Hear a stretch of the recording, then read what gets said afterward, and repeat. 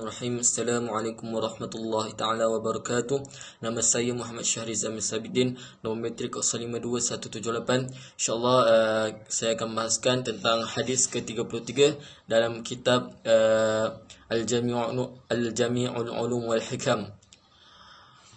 Daripada Ibn Abbas radhiyallahu anhuma bahawa Rasulullah sallallahu alaihi wasallam bersabda, jika manusia diberikan apa sahaja berdasarkan dakwaan mereka semata-mata, nescaya ada manusia mendakwa mempunyai hak ke atas harta dan darah orang lain.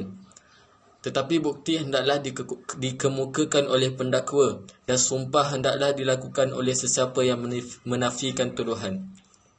Hadis ini ialah hadis hasan yang diriwayatkan oleh Al-Baihaqi dan lain-lain dengan lafaz seperti ini.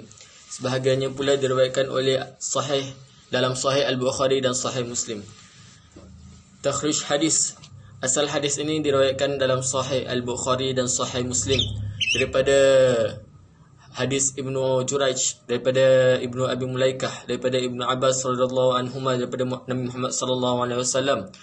Baginda bersabda, jika manusia diberikan apa sahaja berdasarkan dakwaan mereka semata-mata, nescaya ada manusia mendakwa mempunyai hak ke atas darah dan harta orang lain, tapi sumpah tidak ada dilakukan oleh tertuduh. Asy-Syafi'i meriwayatkan katanya, kami diberitahu oleh Muslim bin Khalid daripada Ibnu Jurayj, daripada Ibnu Abi Mulaikah, daripada Ibnu Abbas radhiyallahu anhuma bahawa Rasulullah sallallahu alaihi wasallam bersabda, bukti hendaklah dikemukakan oleh pendakwa. Asy-Syafi'i berkata lagi, saya sangka namun saya tidak menyabitkannya, bahawa baginda sallallahu alaihi wasallam bersabda, dan sumpah hendaklah dilakukan oleh tertuduh.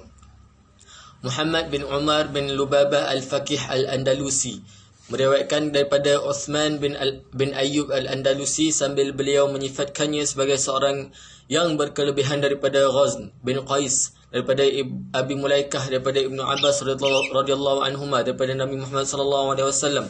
Lalu beliau menyebutkan hadis ini. Baginda Nabi Muhammad sallallahu alaihi wasallam bersabda, tetapi bukti hendaklah dikemukakan oleh sesiapa yang mendakwa dan hendaklah dilakukan oleh sesiapa yang menafikan tuduhan. Imam Ahmad dan Abu Ubaid telah berhujah bahawa Nabi Muhammad sallallahu alaihi wasallam bersabda, bukti hendaklah dikemukakan oleh pendakwa dan sumpah hendaklah dilakukan oleh sesiapa yang menafikan tuduhan. Ini membuktikan bahawa lafaz hadis ini di sisi mereka adalah sahih dan boleh dijadikan hujah. Hadis-hadis yang sama dengan hadis ini. Yang pertama, dalam hadis Sahih Al-Bukhari dan Sahih Muslim diriwayatkan daripada Al-Ash'ata bin Qais radhiyallahu anha, beliau berkata, telah berlaku pertelagahan antara saya dengan seorang lelaki tentang sebuah telaga. Lalu kami membawa pertelagahan itu kepada Rasulullah sallallahu alaihi wasallam. Lantas Rasulullah sallallahu alaihi wasallam bersabda, sama ada dua orang saksi kamu ataupun sumpahnya. Saya berkata, kalau begitu dia akan bersumpah dan tidak peduli. Rasulullah sallallahu alaihi wasallam bersabda, sesiapa yang bersumpah dengan satu sumpah yang dengannya dia berhak memperolehi suatu harta, sedangkan dia berdusta dalam sumpah itu, nescaya dia bertemu Allah dengan keadaan dia murka kepadanya. Lalu Allah menurunkan firman-Nya untuk membenarkan perkara tersebut. Kemudian baginda membaca ayat ini.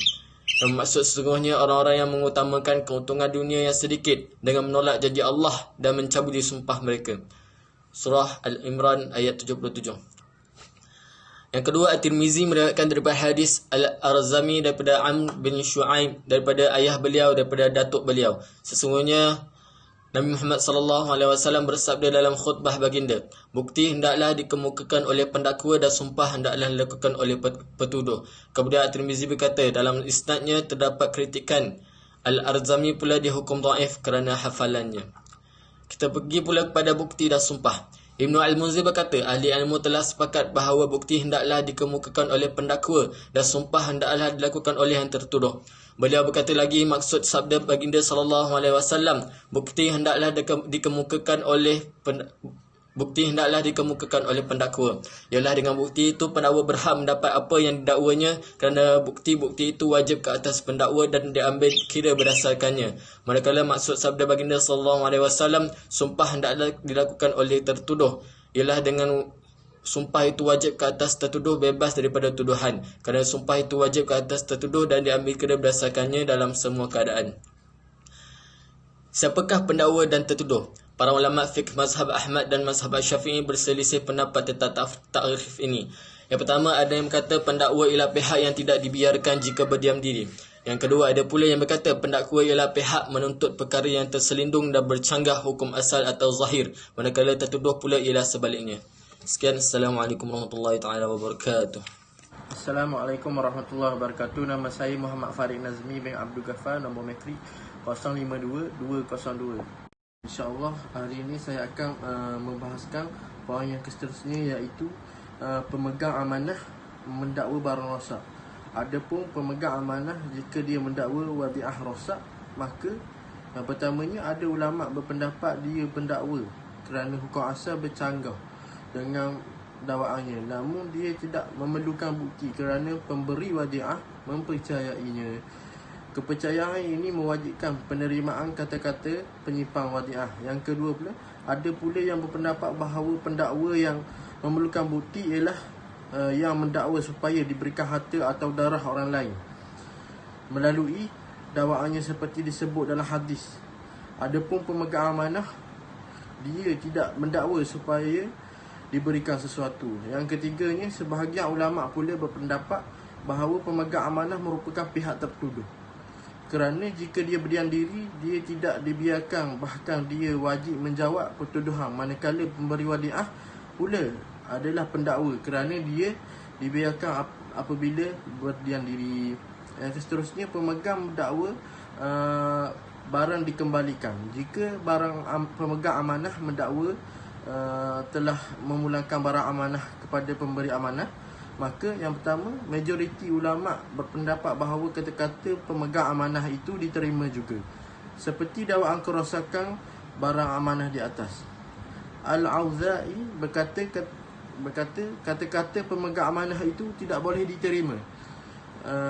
Tidak boleh diterima kerana dia ni pendakwa. Yang ketiga, Malik dan Ahmad dalam satu riwayat berkata jika nyata dia telah menerima amanah dengan sesuatu bukti, maka kata-katanya berkaitan penyerahan amanah tersebut tidak boleh diterima tanpa bukti.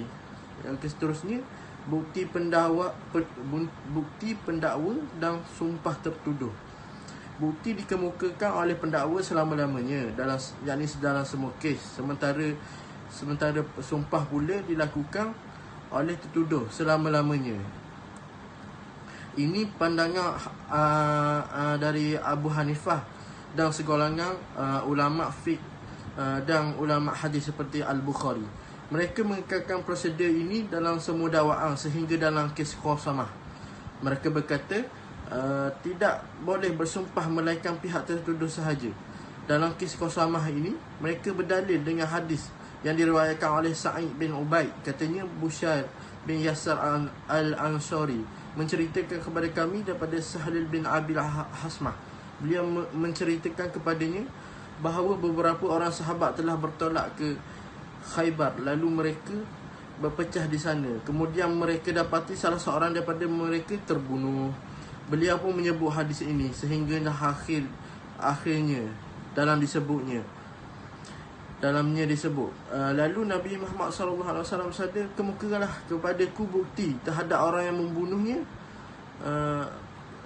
Mereka berkata, kami tiada apa-apa bukti. Baginda pun bersabda, kalau begitu mereka hendaklah bersumpah.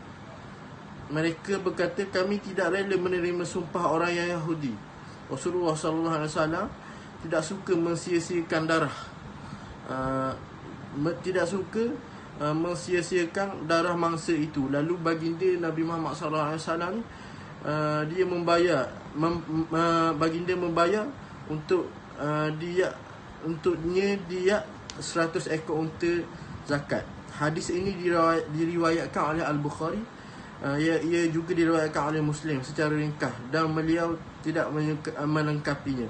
Namun riwayat ini bercanggah dengan riwayat Yahya bin Sa'id al-Ansari daripada Bushair bin Yasar daripada Sahlul bin Asmah. Beliau menyebutkan kisah mangsa pembunuhan tersebut. Dalam hadis ini beliau berkata, lalu mereka menyebut kepada Rasulullah SAW tentang pembunuhan. Abdullah bin Sahlul Rasulullah SAW pun bersabda, hendaklah 50 orang daripada kamu bersumpah terhadap seorang lelaki daripada mereka, lalu dia serahkan kepada keluarga mangsa bunuh itu untuk dijatuhkan hukuman. Wallahu a'lam.